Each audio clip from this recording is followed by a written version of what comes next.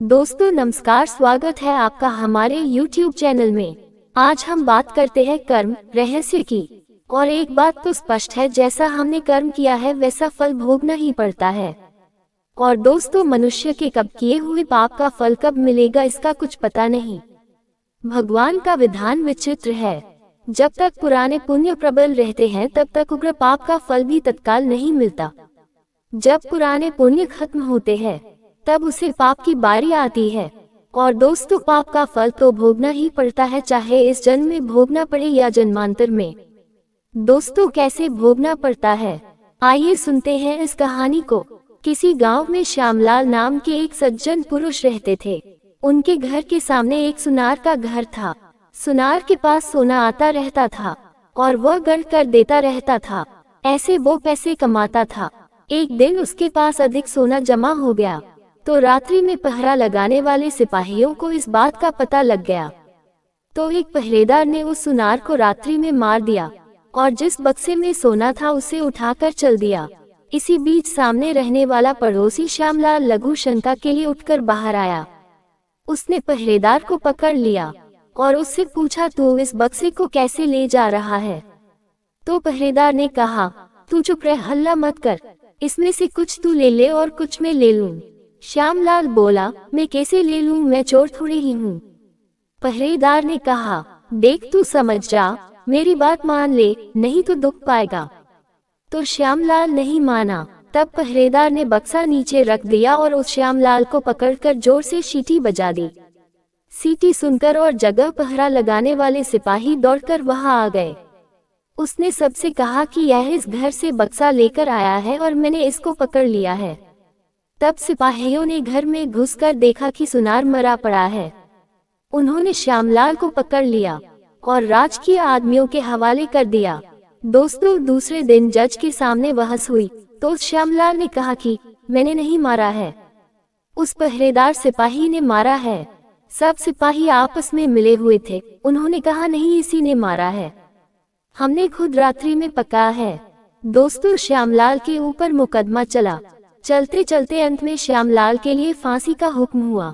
फांसी का हुक्म होते ही उस श्यामलाल के मुख से निकला, देखो सरासर अन्याय है, मुझे दंड हो और जिसने मारा है वह बेदाग छूट जाए, जुर्माना भी नहीं, यह अन्याय है।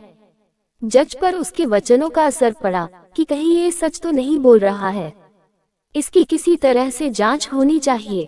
दोस्तों, ऐसा विचार करके उस जज ने षड्यंत्र रचा। दोस्तों, कहानी बहुत ही दिलचस्प है, पूरी सुनिए। दोस्तों, सुबह होते ही एक आदमी रोता चिल्लाता हुआ आया और बोला, हमारे भाई की हत्या हो गई सरकार, इसकी जांच होनी चाहिए। तब जज साहब ने कहा, आप धीरज रखो, मैं आपकी जांच करूंगा। आपके भाई की लाश कहाँ है? तो अनजान व्यक्ति ने बताया। तब जज साहब ने उसी सिपाही और कैदी श्यामलाल को मरे व्यक्ति की लाश उठाकर लाने के लिए भेजा। दोनों उस आदमी के साथ वहां गए जहां लाश पड़ी थी। खाट पर लाश के ऊपर कपड़ा बिछा था, खून बिखरा पड़ा था। तो दोनों ने उस खाट को उठाया और उठकर ले चले। साथ का दूसरा आदमी खबर देने के बहाने दौड़कर आगे चला गया। दोस्तों, अब वही दोनों रह गए, एक वो सिपाही जिसने सुनार को मारा था और दूसरा श्यामलाल। दोस्तों, रास्ते में चलते चलते सिपाही ने श्यामलाल से कहा, देख, उस दिन तू मेरी बात मान लेता तो सोना मिल जाता और फांसी भी नहीं होती। अब देख लिया सच्चाई का फल। श्यामलाल ने कहा, मैंने तो अपना काम सच्चाई का ही किया था और फांसी हो गई तो हो गई, हत्या की तूने और दंड भोगना पड़ा मुझे। लगता है भगवान के यहाँ न्याय नहीं है। दोस्तों, खाट पर झूठ मूठ मरे हुए के सामान पड़ा हुआ आदमी उन दोनों की बातें सुन रहा था।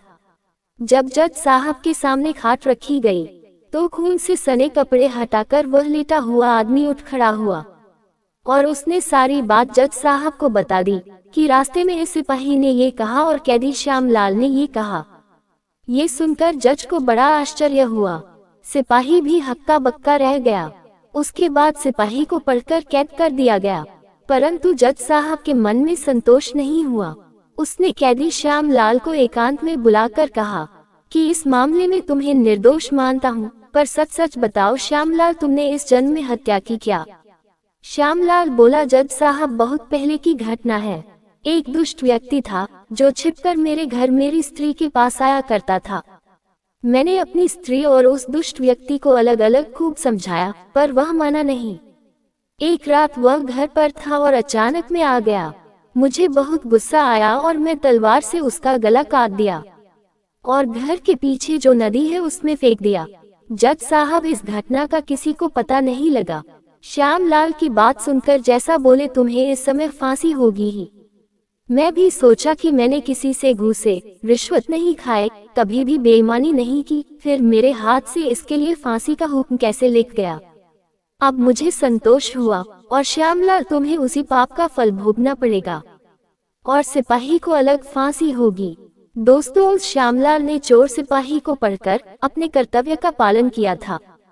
फिर उसको जो दंड मिला है वो उसके कर्तव्य पालन का फल नहीं है, उसने बहुत पहले जो हत्या की थी उसी हत्या का फल है। कारण कि मनुष्य को अपनी रक्षा करने का अधिकार है, मारने का अधिकार नहीं। मारने का अधिकार रक्षक, क्षत्रिय और राजा का है।